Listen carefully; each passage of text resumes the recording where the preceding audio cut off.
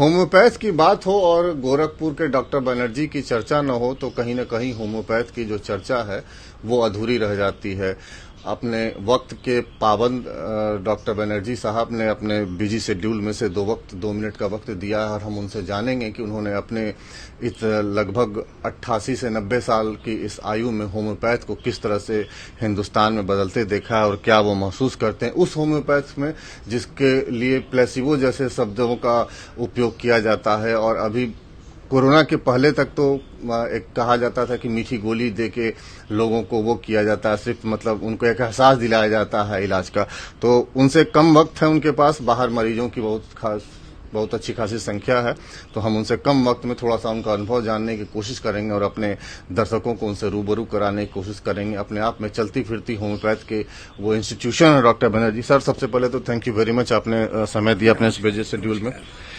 Sir, आपसे homeopath के बारे में मैं क्या पूछ सकता हूं, मैं तो उसके बारे में बिल्कुल लेमैन हूं। फिर भी एक होम्योपैथ को लेके एक मिथ रहा है हमेशा से भारत में। आपका एक बहुत लंबा अनुभव है, जितना किसी की उम्र होगी उतना आपको प्रैक्टिस शायद करते हो गया होगा। आपने कैसे देखा है भारत में इसको बदलते हुए होम्योपैथ को, और आपका क्या कहना है कि इसका भविष्य भारत में कैसा देखते हैं आप? देखिए, होम्योपैथिक का भविष्य बहुत ही अच्छा है, बहुत ही ऊंचा है। इसके लिए हम लोग होम्योपैथिक डॉक्टर से इसका दायित्व लिए हैं और हम लोग सेवा करते जा रहे हैं। पहले जब 1959 से हम प्रैक्टिस कर रहे हैं, 59-60 में जब पहले प्रैक्टिस करते थे तो लोगों में उतना विश्वास नहीं था। लोग सोचते थे कि तो मीठी गोली है, इससे क्या होगा, मीठी गोली से खाने से क्या होगा। लेकिन धीरे और लोगों में एक गलत धारणा ये भी था कि ये समय बहुत लेता है, लेकिन ये सब झूठ है, सब गलत है। आज के प्रैक्टिस में बतला दें, आज के दिन में brain tumour, oesophageal cancer, liver का कैंसर, लीवर का कोलिलिथियासिस, पथरी, उसके साथ साथ इंटेस्टाइनल ट्यूबरकुलोसिस, लंग्स का, फेफड़े का बीमारी, उसके बाद प्रोस्टेट का कैंसर, गठिया, कौन सा बीमारी इससे नहीं ठीक होता है। ये हमारा पूरा एक्सपीरियंस है। और आजकल मरीज लोग, जो विद्वान लोग, जिनको अच्छे तबके का जाना जाता है, अब सब होम्योपैथी की तरफ आ रहे हैं, क्योंकि लोग चीर फाड़ से घबराते हैं, लोग काटी कूटा से घबराते हैं, लोग ऐसा दवा खाना नहीं चाहते हैं जिसका कोई आफ्टर इफेक्ट हो या रिएक्शन हो। होम्योपैथिक दवा, इसका कोई रिएक्शन नहीं होता है। ये बहुत ही सरल दवा है, हर घर में इस्तेमाल किया जा सकता है। छोटे से बच्चा, 1 घंटे का बच्चा जब पैदा होता है, उसको भी हम लोग होम्योपैथी की दवा देते हैं और उसका कोई रिएक्शन नहीं होता है, तुरंत लाभ होता है। उम्र जब ज्यादा हो जाता है, जिसमें दूसरे पैथी के दवाओं से बुरा असर होने का चांसेस रहता है, होम्योपैथी का कोई बुरा असर नहीं होता है, बल्कि मरीज तुरंत लाभ उसको होता है। तो इस तरह से आपको मैं यही कहना चाहूंगा कि अब बहुत चेंजेस आ गया है, बहुत बदलाव हो गया है, होम्योपैथिक का फील्ड बहुत बड़ा हो गया है। अभी कुछ दिन पहले ही हमारे यहाँ ओमान से मरीज आए थे। अब वो कहते हैं कि हमारे यहाँ जानते भी नहीं है ओमान में कि व्हाट इज होम्योपैथी, लेकिन उनको इतना लाभ हुआ है। उन्होंने कहा कि ठीक है डॉक्टर साहब, आप हमसे क्या लेना चाहते हैं बताइए। ओमान के शेख साहब आए थे, तो हमने खाली एक रिक्वेस्ट किया कि खाली आप हमको एक काम कर दें, एयरपोर्ट पर होम्योपैथिक दवाई का कस्टम्स वाले रोक लेते थे, उसको न रोकें।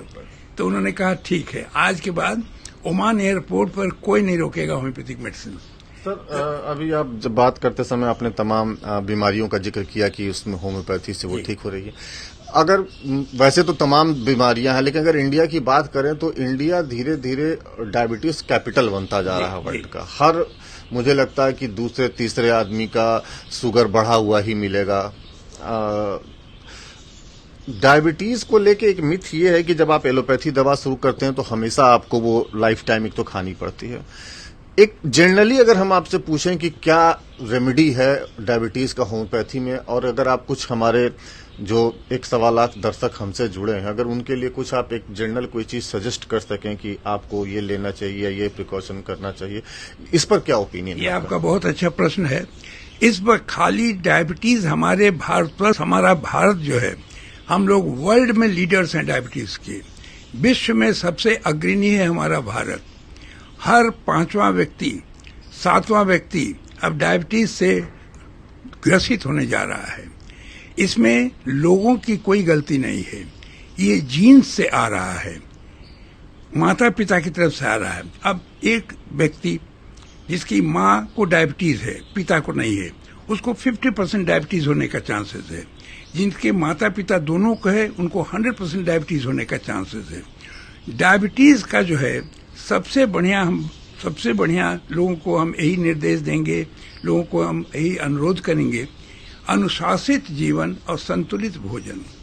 अनुशासित जीवन वो क्या है? रोज सुबह उठ जाइए, प्रभु का नाम लेके उठ गए, अपना टॉयलेट हो गया, उसके बाद कमरे में खड़ा हो जाइए, 1 घंटा तक योगा करिए। योगा बहुत आवश्यक है, योगा बहुत फायदा करता है। अनुशासित जीवन में जो लोग 40 के नीचे हैं, उनको जॉगिंग करना है, उनको दौड़ लगाना है, उनको कसरत करना है। उससे डायबिटीज में जो शुगर हाई हो जाता है वो बर्न होने लगता है। जो लोग वृद्ध आदमी हैं, उनको ब्रिस्क वॉकिंग करना चाहिए, उनको तेजी से चलना चाहिए। अनुशासित जीवन। अब आता है संतुलित भोजन। हमारे भारत में हम लोग बहुत अधिक, हम लोग का प्रिय भोजन है पूड़ी, पराठा, फुलौड़ी, पकौड़ी, टिकिया, समोसा, दल भरी, आलू पराठा, जलेबी, हलवा, बालूशाही। इसका ज्यादा सेवन नहीं करना है। ये भी मैं नहीं कर रहा हूँ कि एकदम साधु बन जाइए, सब छोड़ दीजिए, लेकिन अल्प मात्रा, बहुत अल्प मात्रा। ग्रीन वेजिटेबल्स खूब खाना चाहिए। कच्चा केला, लौकी, पपीता, नेनुआ, सलजम, बोड़ा, केला खूब खाइए। फल में डायबिटिक मरीजों को ऐसा फल लेना है जिसमें शुगर ज्यादा न बढ़े। सेब हो गया, नाशपाती हो गया, पपीता हो गया। फल के साथ साथ ड्राई फ्रूट्स खा सकते हैं, काजू, किशमिश, बादाम, अखरोट ले सकते हैं, लेकिन किशमिश नहीं खाना ज्यादा। तो इस तरह से मीठा नहीं होना चाहिए। तो अनुशासित जीवन और संतुलित भोजन डायबिटीज का औषधि होम्योपैथिक में बहुत ही अच्छा है। उसको अगर कोई व्यक्ति ले लेता है, शुगर उसका पूरा कंट्रोल में आ जाता क्या है। इसमें सर ऐसा भी कुछ हो सकता है, जैसे हम लोग एक टर्मिनोलॉजी यूज करते हैं एलोपैथ में, एक प्रिकॉशनरी मेडिसिन जो करते हैं, क्या कोई ऐसी जनरल मेडिसिन है? क्या अगर प्रोटोकॉल आपकी इजाजत देता तो क्या आप उसको शेयर कर सकते हैं कि आदमी जैसे उसको, जैसे कई लोग ये कहते हैं कि सुबह जामुन का रस पीना चाहिए या इस प्रकार की चीजें, तो क्या होम्योपैथ में कोई ऐसी दवा प्रिकॉशनरी ली जा सकती है अपने डेली लाइफ में, अगर जिसको थोड़ा बहुत शिकायत है तो उसको रोक सके या उसके प्रिवेंशन के लिए ऐसा कुछ है क्या? ठीक है, उसमें एक दवा आता है एसिड फॉस। अगर कोई इंसान अपने को एसिड फॉस ले रहा है, एसिड फॉस 30, सुबह शाम लेता है, तो उसको डायबिटीज को कंट्रोल करने में बहुत सुविधा हो जाता है। अगर यूरेनियम नाइट्राइट लेता है 30, यूरेनियम नाइट्राइट, वो भी शुगर को कंट्रोल कर लेता है। एसिड फॉस बहुत जल्दी कंट्रोल करता है। इस तरह से कई औषधियां हैं जो कि बचाव के काम में प्रिकॉशनरी आदमी ले सकता है। सर आखिरी एक सवाल, और थोड़ा सा इसका जो स्पेक्ट है वो थोड़ा वाइड है। आप भारत में, आप अपने आप में एक लीजेंड है होम्योपैथ के, आपके फादर का भी बहुत नाम था, यश भारती सम्मान आपको मिल चुका है।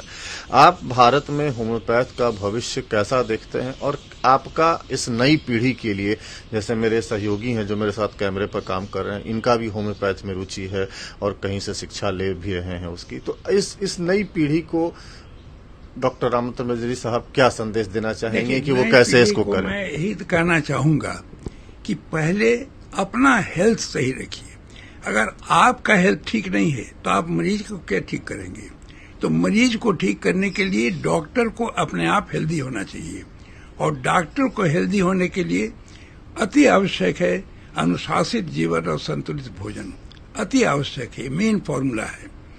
होम्योपैथिक का माने पूरा सेवा, आखिरी समाज के आखिरी व्यक्ति तक हमें आशा है कि अब ये होम्योपैथिक औषधि, इसका लाभ हमारे भारत में समाज के आखिरी व्यक्ति तक की हो रहा है।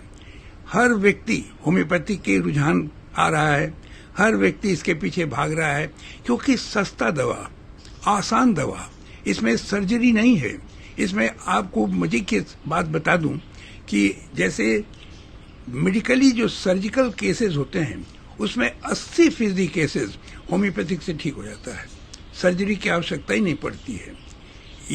लेकिन इसके लिए आपको नॉलेज पूरा होना चाहिए, आप बहुत अच्छे कॉलेज से पास करना पड़ेगा, आपको मेडिकल साइंस में पूरा रुझान होना चाहिए, आपको मेडिकली एकदम हिट एंड फिट होना चाहिए, आपका मस्तिष्क ब्रेन पावर अच्छा होना चाहिए, आपका बॉडी लैंग्वेज एकदम फिट रहना चाहिए, तभी तो मरीज का सेवा कर पाएंगे।